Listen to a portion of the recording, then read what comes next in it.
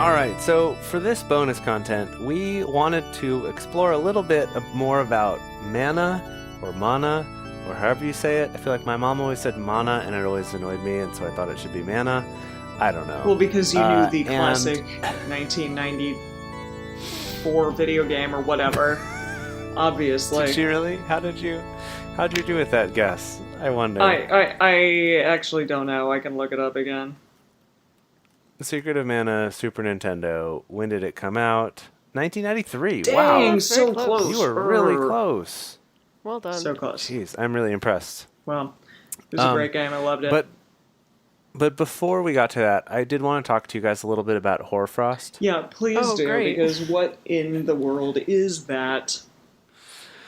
Yes, so Hoarfrost, also known as radiation frost, which is bonkers. Did they have any radioactive material back in the day?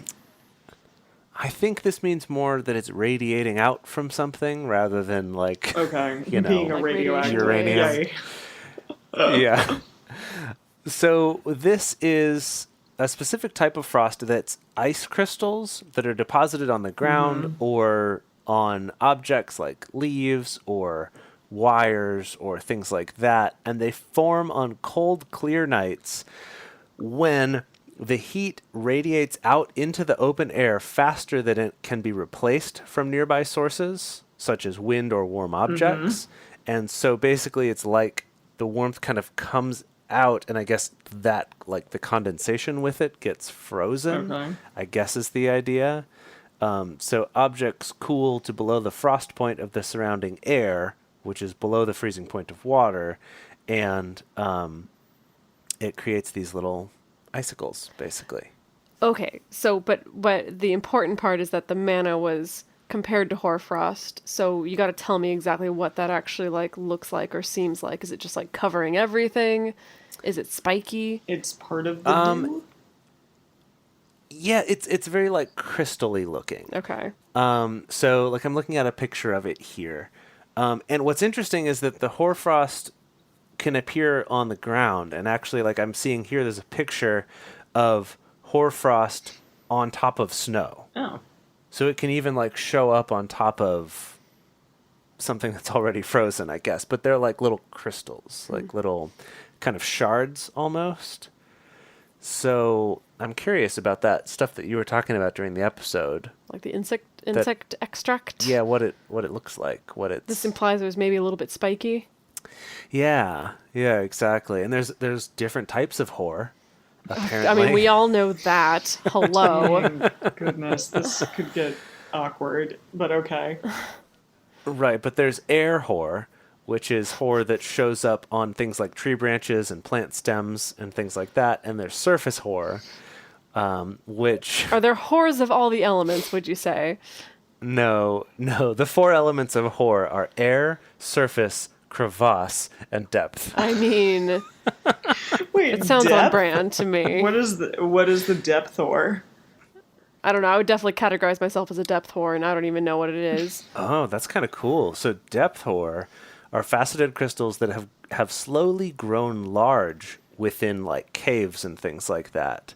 Depth whore crystals grow continuously at the expense of neighboring smaller crystals, so typically are visibly stepped and have faceted hollows. That does sound Sounds like really cool.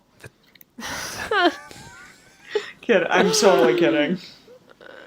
No, I embrace it. Yeah, definitely. But it sounds like these people were probably dealing with surface whore, which are fern-like ice crystals. So I think like little ferns, like little... That would support the kind of algae theory of mana being more this algae or lichenous kind of substance, like a plant material, some kind of organic material.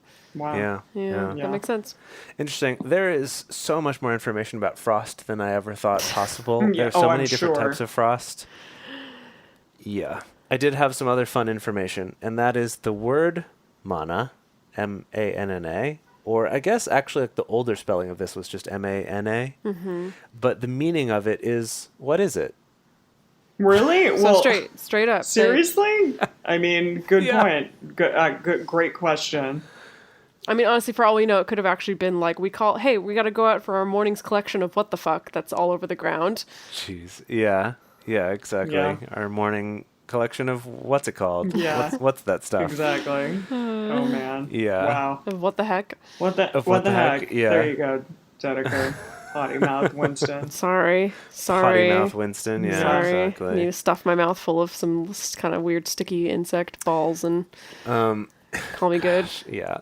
So we were talking earlier in the episode about whether like mana in Dungeons and Dragons and like video games and the secret of mana, if it's the same thing or not. And what I found is that essentially just this idea that mana has since been used to refer to any sort of divine or spiritual nourishment.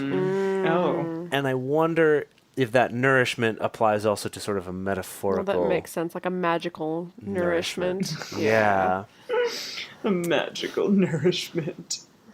So I've got some fun facts about Okay. mana in more modern contexts Okay. that are all upsetting in different ways. What? How Oh, dear. so? So, okay. This first one is at the Basilica of St. Nicholas in Italy. There's an annual ceremony of collecting a clear liquid from the tomb of St. Nicholas. It has a pleasant perfume. That's good. Thank And- goodness.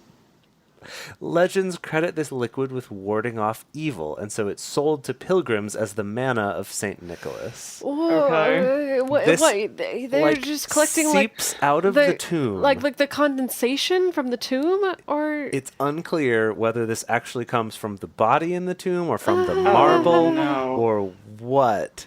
oh dear. Or some theories that it's like salt water being transferred up into the tomb through capillary action and then that being like white because it's, Yeah, or I that guess would- a clear liquid, sorry. That's like the salt water coming out. Anyway, This is horrifying, rather. very upsetting. Pretty. what's Pretty the next funny. one?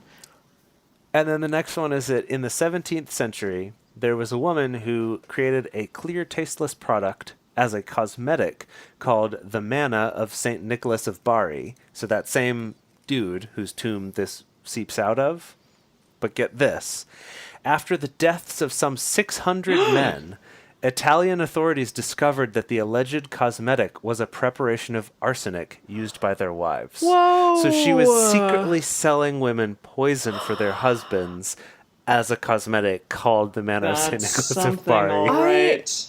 I don't know if that's horrifying or if that's super badass. I mean, not that I appreciate murder, Right. but to be fair, women have kind of tried to have to push back against oppression in whatever way they can in centuries past. Wow. That's but- amazing. Boy, oh That boy. is really fascinating. Oh my goodness. So, Yeah, Dedeker, seriously. you had a couple things too to talk about?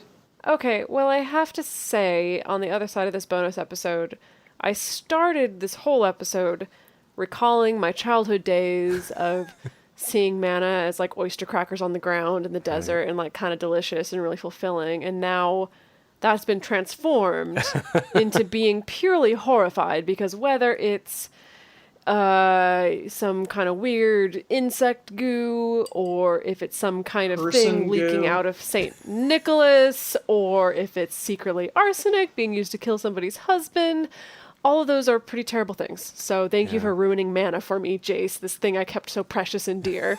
Your precious oyster crackers. So I've been, I- I mean, I've been to Italy, and I'm wondering if I've seen this tomb or whatever that people are talking about. Have you been to Bari, Italy? Maybe no. B-A-R-I? No, I guess not. Okay. I don't know. I was like, is this Then you're safe. fine? All right. But yeah, I Well, just something to add to your bucket list, I for suppose. sure to go to this place and to collect the manna myself. No, I'm not going to do that. I'm not That's going to do that so at all. disturbing. That's gross. Wow. Wow. Yeah. Also, this is not the last we're going to hear of I manna bet in the it's Bible. not. I bet it's not. And no spoilers here. This is more of like a teaser trailer. We are going to hear more about manna in more of the story of Moses, but also in the New Testament even. So this is going to Whoa. come up for a while. So don't forget this, because you're going to need this knowledge in another few years when we get to Oh the my New goodness. Testament. Wow. Well, Yeah. that was that was exciting. I hope all of our lovely patrons learned something about Manna today and weren't too disgusted. I'm sure we'll have more fun food facts on the next episode.